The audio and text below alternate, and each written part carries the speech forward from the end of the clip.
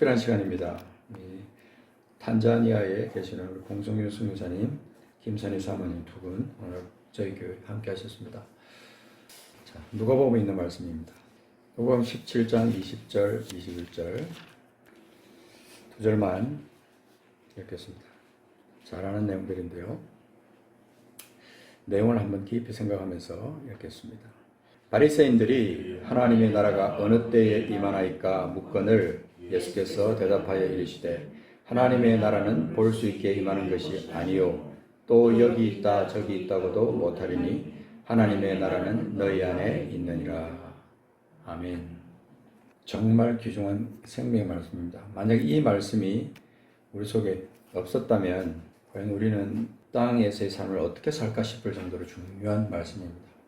늘 우리가 확인하지만 우리의 구원은 확실합니다. 예수 안에 있는 자가 누리는 이 하나님의 나라, 이거 너무 소중하고 분명합니다. 이것을 매일 확인하는 것은 우리에게 아주 중요한 그런 상황입니다. 아침부터 일어나서 밤까지 우리는 이 세상에서 죽었던 내가 예수 안에 들어와서 내가 다시 새로운 생명을 얻어서 하나님의 자녀가 되고 무엇보다도 하나님의 나라 백성으로 산다는 사실입니다.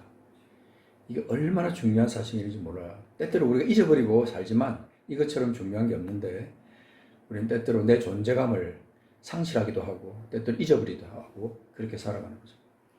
바리새인들이 하나님의 나라가 어느 때 임합니까? 라고 질문했을 때는 아주 인간적인 차원에서 하나님의 나라를 생각했어요. 예수님이 드디어 왕으로 오셔서 우리를 통치하실 때가 됐구나. 로마의 압제에서 우리를 구출하고 우리를 해방해서 새로운 나라를 이루는 그때가 이제 곧 임하겠구나 생각을 한 거죠. 물론 그 중에는 좀 더 차원 높은 하나님의 나라에 대해서 사모하고 예수님의 말씀을 전할 때마다 하나님의 나라에 대해서 깨닫고 진리를 발견한 사람도 있을 겁니다. 그런데 대부분의 사람들은 이 하나님의 나라를 오해하고 있었어요. 이 하나님의 나라가 도대체 언제 임할 건가? 임할 때 과연 어떤 모습으로 우리에게 임할 것인가? 나는 그 하나님 나라에서 어떤 자리를 차지할 것인가? 나는 과연 어떤 모습으로 예수님과 함께 이 나라의 고위관직으로 어떻게 얼마만큼 일할까? 예수님 제자들 속에도 그런 생각이 많았을 거예요. 놀라운 것은 오늘날 우리에게도 동일한 그런 잘못된 생각들이 있다는 겁니다. 때때로 이거를 혼동하기도 합니다. 하나님의 나라를 너무 막연하게 생각해서 하나님의 나라가 과연 어딘가 존재하는 어떤 실제적으로 존재하는 위치적인 하나님의 나라로 생각하기도 하고 또 아니면 그냥 당연히 우리는 죽어서 가는 그 나라 천당으로만 생각하는 그런 경향도 있다는 거죠. 그래서 헬라어로 바실레이아라고 하는 이 단어는요 특별한 의미가 있습니다. 바실레이아는 왕국입니다. 그냥 우리가 생각할 때 왕국이라는 의미가 있지만 하나님의 나라의 의미가 있는 것이 바실레이아예요. 눈에 보이지 않는 하나님의 나라, 영원한 왕국, 그것이 바로 이 바실레이아인데 여기서 말하는 바실레이아, 바리새인들이 하나님의 나라가 어느 때 임합니까? 라고 질문했을 때 거기서 말하는 하나님의 나라가 바로 바실레이아입니다. 이건 하나님이 통치하는 나라죠. 세상의 법하고는 상관없이 하나님의 나라가 통치하는 하나님의 영역 안에 있는 하나님의 영권 안에 있는 하나님의 통치권 안에 있는 그 나라가 이 바실레이아 하나님의 나라예요. 그러니까 이렇게 묻는 사람들도 희미한 거죠. 정확한 하나님 나라에 대한 개념을 가지고 있지도 않았을지도 몰라요. 그때 예수께서 대답합니다. 하나님의 나라는 볼 수 있게 임하는 것이 아니다. 먼저 확실하게 그 정의를 내립니다. 하나님의 나라는 볼 수 있게 임하는 것이 아니다. 눈에 보이는 것이 아니다. 이 말은 너희들이 경험할 수 없는 나라일 수도 있다. 인간적인 마음으로서는, 인간적인 상태로는 볼 수 없는, 인간적인 눈으로는 볼 수 있는 나라가 아니고 인간의 몸으로는 체험할 수 없는 나라일 수도 있다라고 하나님은 말씀하신 것일 수 있습니다. 그래서 로마서 14장 7절에 보면 이렇게 말합니다. 로마서 14장 7절은 아주 중요한 내용을 말씀하고 있습니다. 같이 한번 읽어볼까요? 로마서 14장 17절 시작. 하나님의 나라는 먹는 것과 마시는 것이 아니요 오직 성령 안에 있는 의와 평강과 희락이라. 그렇습니다. 여기도 지금 그냥 하나님의 나라라는 말이 나오지 않을 만한 그런 어떤 부분인데 하나님 나라가 등장합니다. 우리가 이 땅을 살아가면서 속되다고 생각하고 거룩하다고 생각하는 이 모든 것들이 다 인간적인 기준에서 판단한다 이 말입니다. 근데 하나님의 나라 차원에서 우리가 거룩하고 속된 것을 판단하면요, 우리는 굉장한 영적인 나라의 차원 안에 머물게 되는 것입니다. 그래서 14절 보면 이렇게 말합니다. 내가 예수 안에서 알고 확신한다. 무엇이든지 스스로 속된 것이 없으되 다만 속되게 여기는 그 사람에게는 속되니라. 인간적으로 생각하면 하나님 나라의 것도 속된 것으로 만들어 버릴 수 있는 것이 이런 세상적인 기준에서 보는 성과 속의 차원이라는 것입니다. 그래서 15절 보면 만일 음식으로 말미암아 내 형제가 근심하게 되면 이는 내가 사랑으로 행하지 아니함이라. 사랑은 어디에 속하냐면요, 하나님 나라의 영역 안에 속한 거거든요. 하나님 나라 영역 안에 속한 사람이 아니면은 이런 차원의 것을 깨닫지도 못하고 관심도 없어요. 만일 음식으로 말미암아 내 형제가 근심하게 되면, 내 형제가 음식으로 말미암아 근심하게 되든 말든 나하고는 별로 상관없고 그냥 그렇게 중요하게 생각하지 않고 넘어갈 수 있어요. 내가 그렇게 음식으로 말미암아 형제를 실족하게 했는데도 불구하고 깨닫지도 못하고 넘어갈 수도 있어요. 그러나 영의 상태에 있으면요, 그것이 정확하게 깨달아지는 거예요. 그게 내가 저 형제를 실족한 게 맞구나. 내가 큰 죄를 지었구나. 한 영혼을 형제를 실족하게 하면 어떤 일이 있는지 차라리 연자맷돌 메고 물에 빠뜨리는 것이 낫다는 거죠.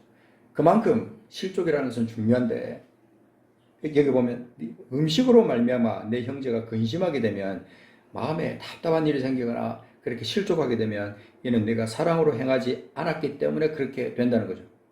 우리가 하나님 나라를 살아가는 사람은 이런 차원이에요. 그래서 16절에 보면 선한 것이 비방을 받지 않게 하라. 이 선한 것은 하나님 나라의 영역에 속한 거거든요.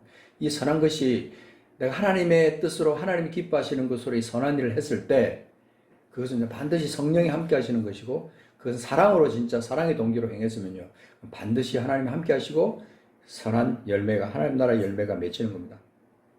그래서 너희의 선한 그것이, 행위가 비방을 받지 않게 하라.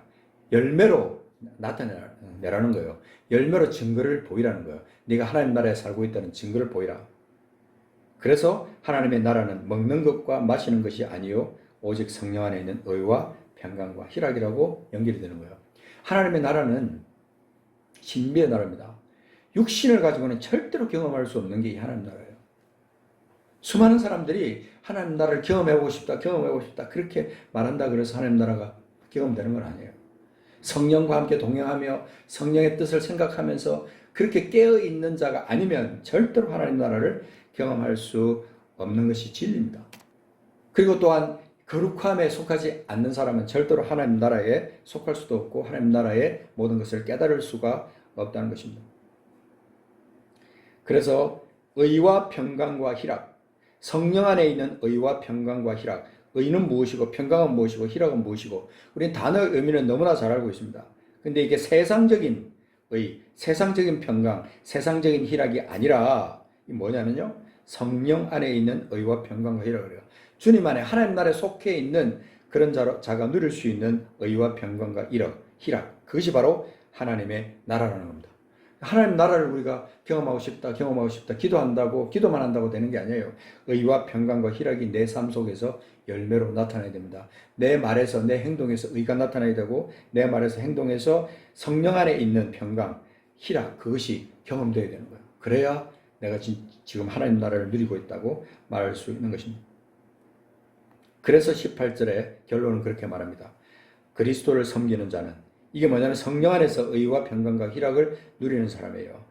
그리스도를 섬기는 자는 하나님을 기쁘시게 하면서 동시에 사람에게도 칭찬을 받는다. 하나님에게도 기쁨이 되면서 사람들에게도 칭찬을 받는 존재, 그게 하나님 나라를 살아가는 사람이에요. 고린도서 4장 20절 말씀에는 또 연결된 그 같은 맥락의 말씀이 있습니다. 그것도 한번 찾아보십시오. 고린도서 4장 20절. 먼저 찾은 분이 한번 큰 소리로 읽어주시기 바랍니다. 4장 20절. 거기도 하나님의 나라는 이렇게 시작되죠. 한번 큰 소리로 한번 읽어주십시오. 한 절만.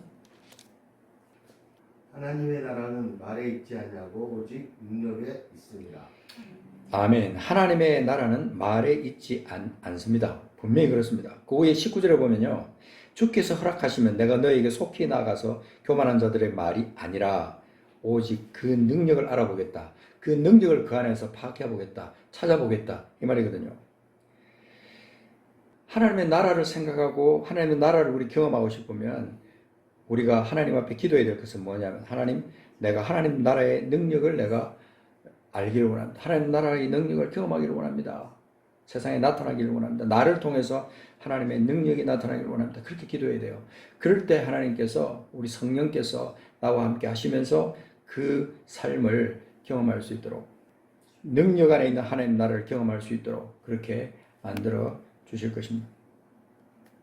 그래서 우리가 오늘 이 두 구절에서 오직 성령 안에 있는 의와 평강과 희락, 그것이 하나님의 나라이고 하나님 나라는 말이 있지 않고 오직 능력이 있다는 이 사실을 우리가 생각할 때 그렇구나. 하나님 나라가 도대체 뭘까 하는 것을 늘 생각하면서 우리가 살아야 될 것입니다. 다시 우리가 누가복음 17장 본문 말씀으로 넘어가서 잠깐 보겠습니다. 이 바리새인들이 질문한 것, 이것이 마치 우리 종교적인 사람이 질문하는 것과 비슷한 그런 질문을 할 수 있습니다. 하나님 나라가 어느 때에 임합니까? 어느 때에 임하느냐? 어느 때에 임하느냐? 이렇게 질문했는데 주님은 하나님의 나라는 볼 수 있게 임하는 것이 아니다라고 말씀하시죠. 10년 뒤에 임할 것이다. 20년 뒤에 임할 것이다. 언제 때가 되면 임하지 않을까? 주님께서 때에 대해서 말씀하시는 게 아니라 본질에 대해서 말씀하신 거예요. 하나님 나라는 볼 수 있게 임하는 것이 아니고 하나님의 나라는 너희 안에 있다. 그렇게 말합니다. 너희 안에 있다 하는 것입니다. 그 존재의 의미로 말씀하시는 거죠. 그러니까 그 시한적인 의미로 말씀하시는 게 아니고 우리 주님은 존재의 의미로 말씀하시죠. 제자들은 언제쯤이면 당신이 왕이 되는 하나님 나라가 임할 것입니까? 라고 질문하죠. 우리 사람들이 하나님 나라를 생각하면서 기도하고 간구하는 많은 것들이 이 세상 나라에 준하는 그런 기도와 간구로 꽉 차 있을 때가 너무 많습니다. 눈을 감으면 하나님 나라를 생각하면서 하나님의 이름과 예수 그리스도의 이름, 하나님의 존귀하심을 송축하는 게 아니라 눈만 감으면 내 육신적인 것 구하는 것이 우리의 자동적으로 나타나는 그런 모습으로 되어버리는 거예요. 눈만 감으면 해주세요, 필요합니다. 그냥 내 눈에 보이는 그것만 위해서 구한다. 그러니까 기도가 충만하지 않는 거죠.